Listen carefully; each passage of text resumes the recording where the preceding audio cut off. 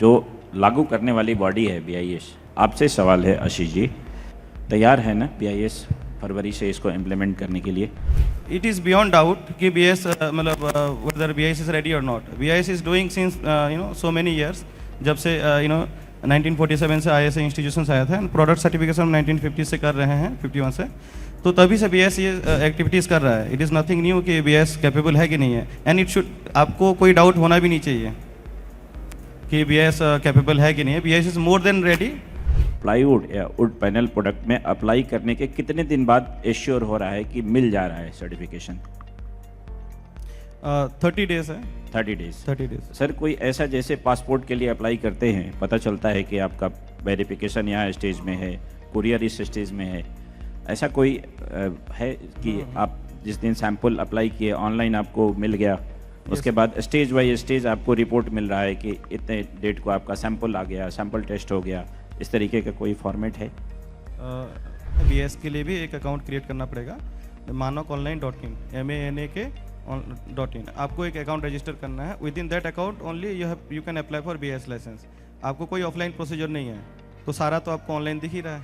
कोई toll free number, email, कोई ऐसा इस तरीके का जहां वो अपना रिपोर्ट अपडेट करे कि भाई हमें इतना तारीख को दिए थे, कोई कस्टमर केयर नंबर? वो आप BIS का जो ब्रांच ऑफिस में अप्लाई करते हैं, right, the branch officer directly you can communicate with the officer. You don't need to go to any other body. कोई ऑनलाइन जैसे मैं नहीं जाना चाहूँ दिल्ली ऑफिस और BIS के ऑफिसर से भी हमें बात नहीं करना है, तो ऐसा कोई प्रोविजन? यस, प्रोविजन है. आप मानक ऑनलाइन पे डायरेक्ट आप क्वेरी रेज कर लीजिए. BIS will reach to you. कितने लेबोरेटरी अभी फंक्शनल है वुड पैनल में इंडिया में, BIS ऑथोराइज, और आप लोगों ने जैसे टाइप्स किए हैं या थर्ड पार्टी को ये किए हैं, नंबर ऑफ लेबोरेटरी कितने हैं?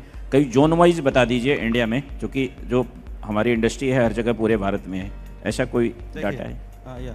जो if you want to know the geography of licences, जो कि लोकेशंस ऑफ लाइसेंसेस हैं, नॉर्थ इंडिया में ज़्यादा हैं, साउथ इंडिया में रिलेटिवली कम है, और कोई लैब भी आता है तो वो एज पर डिमांड ही आता है. तो अभी जो 30-40 लैब्स है, they are more than adequate to cater all the licences जो भी उनका है. और ज़रूरी नहीं कि वो BIS रिकॉग्नाइज करेगा तभी जाके. अभी क्लस्टर बेस्ड फैसिलिटीज़ भी आता है कि मैन्युफैक्चरर्स अपना ही कोई एक मतलब लाइक इंडिपेंडेंट लैब चुन करके वहाँ पे भी वो they can do the routine testing. And जैसे जैसे डिमांड आएगा लैब भी इंक्रीज़ होता रहेगा. अभी कोई इशू नहीं आ रहा है. अगर फ्यूचर में जैसे it is likely to increase the licenses, जो number of licenses likely to increase, उसी हिसाब से लैब भी इंक्रीज होगा. एंड अभी as on date lab is adequate, labs are adequate. देखिए, जो वेस्टेज है, इंडस्ट्री बता रही है 5 से 8% का वेस्टेज है, इसमें छोटा से बड़ा तक सब अफेक्टेड है. उसको लेकर के कोई ऐसा नया कोई मानक बनाने का कोई प्रोविज़न है जिससे कि वो उनका वेस्टेज बच जाए, वो मटेरियल को किस तरीके से बना करके वेस्टेज से डिस्पोज करें? जी नहीं, अभी तो नहीं है. जो मानक बना हुआ है उसके तहत आपको लाइसेंस लेना है. रिगार्डिंग द वेस्टेज, देखिए हर एक फील्ड में थोड़ा बहुत वेस्टेज होती है और आपको अपना मैन्युफैक्चरिंग जो प्रोसीजर इंप्रूव करना पड़ता है. एंड आई थिंक जो अमेंडमेंट भी आया है और BIS जो रिवीजन में 15 to 20% स्ट्रेंथ भी लोअर किया है, जस्ट टू कैटर की, because obviously everyone in India acknowledges की रॉ मेटेरियल में कुछ इश्यूज हो सकते हैं, जो अवेलेबिलिटी है गुड क्वालिटी रॉ मेटेरियल, तो उसमें स्टैंडर्ड मॉडिफाई भी हुआ है. And FIPI and other IWST and other bodies, they are also part of the technical committee of civil engineering department CD20, जो रेस्पॉन्सिबल है इंडियन स्टैंडर्ड फॉर्मुलेट करने में. And they are doing quite fantastic job. तो I think these all the issues are going to be addressed in a co-linear manner and in a better way, ताकि सबको एक enthusiasm मिले कि वो good quality product बनाएं. इस पूरे QCO के पीछे का जो बॉडी है DPIT, और डायरेक्टर साहब आज आपके साथ हैं, सर लागू हो जाएगा क्या? QCO is being implemented since 1987. और 1987 के बाद में से till 2023 only 34 QCOs was issued having the standards for the 142 standards. But after 23 it has been standard 45 QCO has been issued which has been implemented, and that having the 182 standards. Reason behind that, to make the India as a quality ecosystem and reduce the substandard quality from importing from the another country.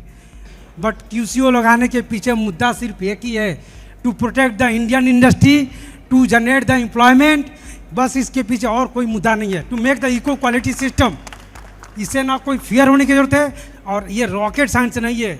हो जाएगा ना, लागू हो जाएगा ना, खाली हाँ बोल दीजिए, बस इतना ही आपके सुनना चाहते हैं। ये एक्ट है, एक्ट पास हुआ है, लॉ है, तो उसमें तो इफ एंड बट एक आदमी कुछ नहीं बोल सकता है। It is made effective for the which it has been made. Effective. Thank you sir, thank you sir. Effective नहीं, it will be effective, it will be effective. वो डेट वो उसमें ऑलरेडी समाहित है। 14 जनवरी से आपका रेजिन ट्रीटेड है, जिसमें कोई इंडस्ट्री नहीं आ रही है। आई होप दैट कि कुछ उसमें लोग अभी इंडस्ट्री काम करेगी, और वुड वेस्ट बोर्ड पे आपका 14 फरवरी से आया, I hope that. And plywood and wooden flush door, जिसमें 10 स्टैंडर्ड्स हैं, उसका 28 फरवरी से है, आई थिंक दैट वन। तो इसमें इफ एंड बट नहीं है, already it has been the publish, it is in the e gazette and notice. Okay, thank you. जैसे QCO इम्प्लीमेंट हो रहा है, it is evident that by February 2025 QCO will be implemented. During that time, the industry should not be in a dilemma or face any issues. Keeping that in mind, and also the present raw material of plantation timber which are being used by the industries, all the revisions of IS 303, that is for a general purpose plywood, particle board और MDF का दोनों standard, pre laminated as well as general plywood particle board और MDF में भी revision लाए हैं। और यहाँ पे इंडस्ट्रीज़ का एडवांटेजेस क्या है ना, आपको ये पहले के हिसाब से 2 ग्रेड था, अभी हमने ये बेंडिंग प्रॉपर्टीज़ के लिए 5 क्लासेस बनाए हैं IS 303 में। इंडिया में हम बताते हैं 30% तक ऑर्गेनाइज सेक्टर से जो लाइसेंस लिए हैं, तो इंडस्ट्री जो लाइसेंस लिए हैं ना, उनके लिए एक QCO पॉजिटिव मूव है। और बाकी 70% जिन्होंने लाइसेंस नहीं लिया है, उनके लिए चैलेंजेस है। लेकिन ये चैलेंज आप इसी से क्रॉस कर सकते हैं, थोड़ा क्वालिटी चेक इंडस्ट्री में लेके टेस्ट कर देंगे तो। जयदीप जी, QCO को आप अपॉर्चुनिटी देख रहे हैं, चैलेंज देख रहे हैं? Why QCO was implemented or is being implemented? QCO is not 1 year old. I think QCO has been implemented over the last 10 years in different industries, and most of the industries have benefited from the implementation of QCO. What QCO basically is doing is trying to regulate proper quality material availability to the consumer. Till now, in our industry, the actual consumer is the converter of the raw material to a finished product. While plywood is a finished product when it leaves the factory gate for us as manufacturers, but there is an intermediary who uses that product to convert it into a usable product, to make it into furniture or a panel or whatever he has to make. QCO is also doing is asking exporters from various countries, that means the products that are getting imported into the country, to also follow certain basic specifications. So that is how, and the implementation of QCO is going to improve productivity, it is going to improve efficiency, it is going to make the manufacturer look at his manufacturing processes in a way that he starts producing better quality, and if he starts producing better quality, he's going to get higher revenues. So it's a good move. 2023 में आ गई ये quality control order. Industry सारी plywood की घबरा गई कि कैसे इसको हम लोग इस चैलेंज को कैसे मीट कर पाएंगे। इसको ध्यान में रखते हुए हम लोगों ने देखा कि भाई सारी industry, I think lot of representation उनसे आया कि इस तरह की क्वालिटी को हम लोग मेंटेन नहीं कर पाएंगे, क्योंकि ये जो स्टैंडर्ड हमारे बने हैं ये आज से 25-30 साल पहले बने हैं, जबकि हमारी जंगलों से लकड़ी आती थी या अच्छी क्वालिटी की लकड़ी हमको मिल जाती थी।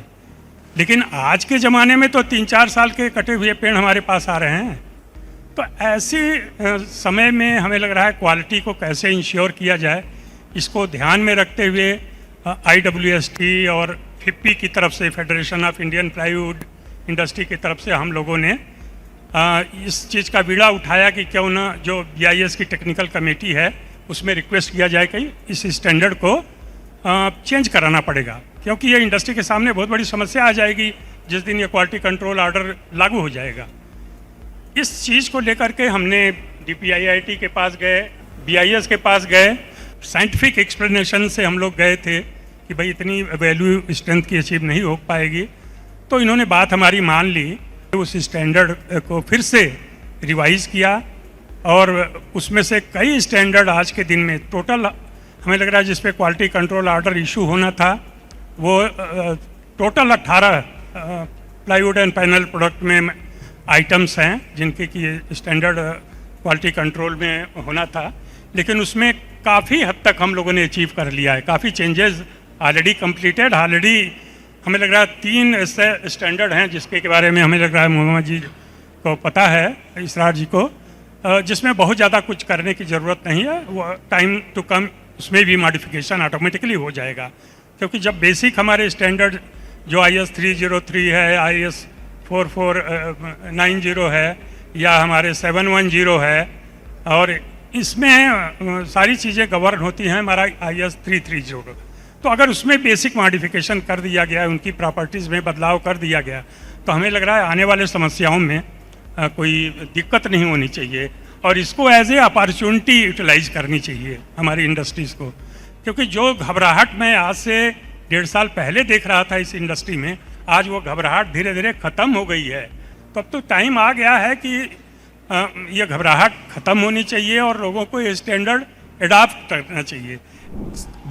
जितना भी जे QCO दूसरी प्रोडक्ट पे एप्लीकेबल हुआ है, all the industry concern to that product is beneficial. मगर हमारी जो प्लाईवुड इंडस्ट्री है सर, एक तो इसके large scale number of near about 100 होंगे लार्ज स्केल, मीडियम स्केल 300-350 हो गए, बाकी सब स्मॉल स्केल और टाइनी। सबसे बड़ा मुझे तो अच्छा लगता है, मैं अपनाऊंगा, मैं टर्म्स एंड कंडीशन भी फॉलो करूंगा, मेरी कॉस्ट भी बढ़ेगी, सब कुछ होगा। जब ये QCO एप्लीकेबल हो जाएगा, किसने बनाया, किसने दिया, होल्ड द कंट्रोल, ये जहाँ जहाँ भी एप्लीकेबल हुआ वहाँ वहाँ बेनिफिशियल हुआ।